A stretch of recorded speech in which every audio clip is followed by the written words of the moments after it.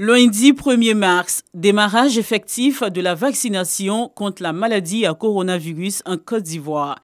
Initialement prévu commencer le 15 mars prochain, les doses du vaccin sont arrivées plus tôt, ce qui suscite le changement de date selon Mamadou Samba, directeur général de la santé. 504 000 doses de vaccination seront administrées à 70% des populations cibles sur toute l'étendue du territoire. Nous commençons par le personnel de santé et les forces de défense et de sécurité et les enseignants. Nous avons décidé de faire la vaccination au centre de vaccination que nous avons créé, qui est au Palais des Sports. Ensuite, nous aurons une seconde phase où seront concernées toutes les personnes âgées de plus de 50 ans et ceux porteurs de maladies chroniques. Enfin, une dernière phase, la phase la plus grande, concernera toutes les personnes âgées de plus de 18 ans à 49 ans, de sorte qu'on puisse couvrir l'ensemble de la population. La Côte d'Ivoire reste le deuxième pays africain après le Ghana à lancer sa vaccination dans le cadre du dispositif COVAX. Ce sont au total plus de 19 millions de personnes qui seront vaccinées, soit 69,3% de la population.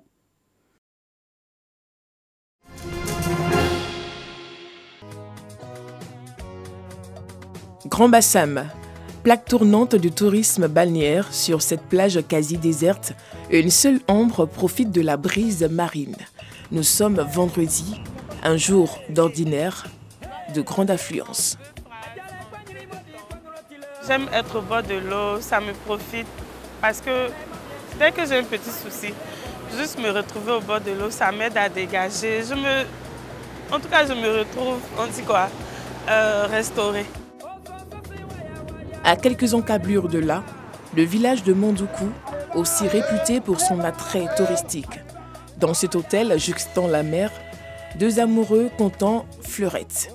Ils profitent du calme plat qui y règne. C'est un endroit splendide, paisible. Il y a le bon vent, c'est paisible, c'est calme. Il m'arrive souvent de sortir. Je trouve l'espace bien, chic, calme. En tout cas, pour moi, c'est bon, c'est bien. Des visiteurs, l'hôtel en a besoin. Le nombre de clients s'est réduit comme peau de chagrin ces derniers mois. On n'a plus des touristes comme avant, on avait des touristes qui venaient, mais ce sont les nationaux qui viennent. En semaine, on n'a pratiquement pas de clients. À Grand Bassam, l'hôtellerie et la restauration se noient. En cause, la pandémie à coronavirus. Ce sont au total 3 000 employés au chômage, ce qui occasionne 317 millions de pertes mensuelles, nous l'explique ici le président des hôteliers et restaurateurs de Grand Bassam. Quand le Covid est arrivé, c'était venu pour nous assommer, carrément, parce que vous savez qu'à Grand Bassam, il n'y a pas d'autres activités si ce n'est pas l'hôtellerie. Et le tourisme, nous, on vit que du tourisme et on vit que des hommes. Les gens ne sortent pas, il n'y a plus de visites à l'extérieur, donc véritablement, ce n'est pas vraiment radieux pour nous. Puis, l'aide annoncée par l'État peine à arriver selon Alassane Ouattara. On n'a pas été subventionné, l'État avait décidé, tout le monde le sait. Et il faut le dire aussi que c'est par tranche de catégorie de travail. Ce n'est pas une subvention, c'est un prêt que l'État nous donne. Donc il faut remplir certaines conditions, les critères qu'ils ont dit, qui est géré par le Fonds de soutien des PME. Remplissait effectivement ces conditions-là? Oui, il y a des hôtels qui remplissent des conditions. Les autres qui remplissent des conditions, mais la documentation est lente. Il faut le dire que la documentation était trop difficile au départ. Il y a eu d'abord un premier jet. Et jusqu'à aujourd'hui, bon, je ne peux pas dire que beaucoup d'opérateurs à Bassam ici ont reçu ce financement. Selon la Fédération nationale de l'industrie touristique de Côte d'Ivoire, regroupant 2557 entreprises, à savoir les agences de voyage, les établissements d'hébergement, les restaurants et maquis, les loueurs de véhicules, l'artisanat d'art et les guides du tourisme. Le secteur a enregistré une perte de 348 milliards de francs CFA en 2020. Plus de 1800 entreprises ont mis la clé sous le paillasson. C'est plus de 5000 emplois directs et indirects impactés. L'industrie du tourisme n'a bénéficié que de 14% de l'aide octroyée aux PME dans le cadre du plan riposte contre la Covid-19, ce que déplore la Fénintoursi. Plateau, immeuble Postel. Nous avons rendez-vous avec le premier responsable du tourisme. Le ministre confirme le sinistre subi par le secteur. Ces chiffres sont plus alarmants plus de 400 milliards de francs CFA de pertes au premier trimestre 2020. 2020 a été une année noire pour le tourisme, étant entendu que nous perdons 70% du chiffre d'affaires dans le milieu du tourisme et des loisirs. Sur la question de l'aide financière apportée aux acteurs, le ministre est formel. Nous sommes à la recherche des possibilités pour promouvoir davantage le tourisme. Quand ils ont une faiblesse dans leur dossier et qu'il y a des manquements, c'est ne pas s'enfermer dans une logique de dire on m'a refusé, c'est de venir vers l'autorité à l'effet d'être saisi pour qu'il soit rendu éligible si tant est que le problème qu'il pose et les difficultés auxquelles ils sont confrontés sont des difficultés qui peuvent avoir des solutions. À l'internat, sanctuaire des musiques urbaines, le secteur du spectacle tente de renaître. À l'affiche ce jour, Ariel Chenet, l'une des grosses pointures du coupé-décalé après la disparition du maître Arafat DJ.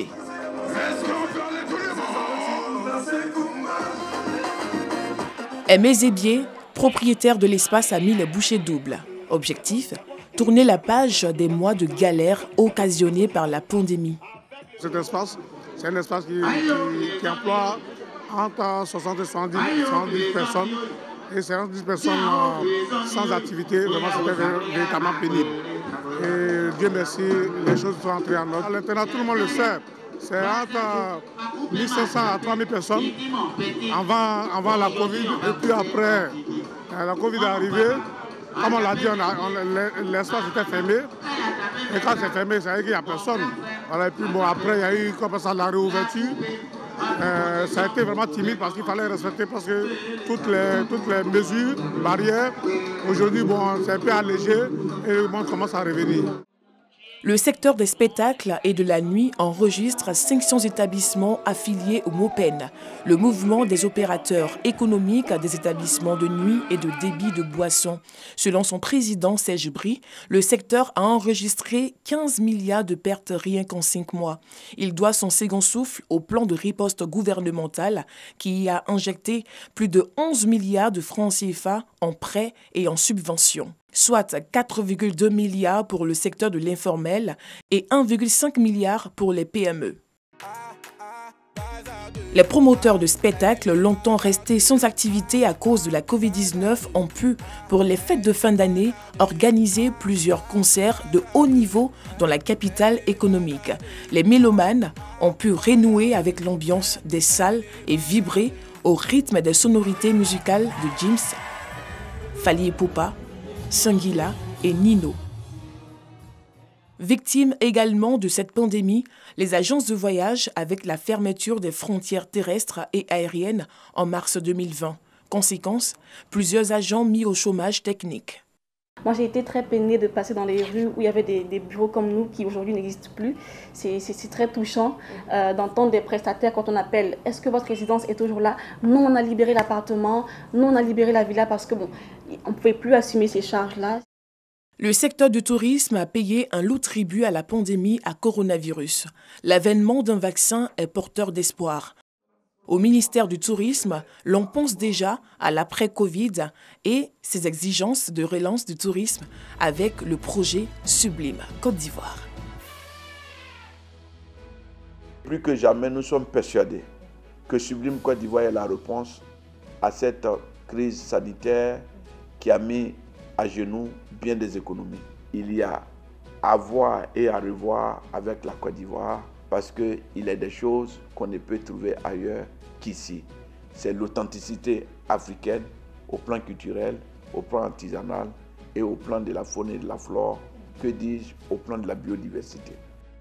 Le tourisme, c'est 7,3% du produit intérieur brut ivoirien. Pour la survie de ce secteur, le ministre Siandou Fofana invite les acteurs à respecter et à faire appliquer les mesures barrières afin d'éviter de nouvelles restrictions. Des restrictions qui pourraient constituer un frein à l'essor de l'un des piliers de l'économie ivoirienne.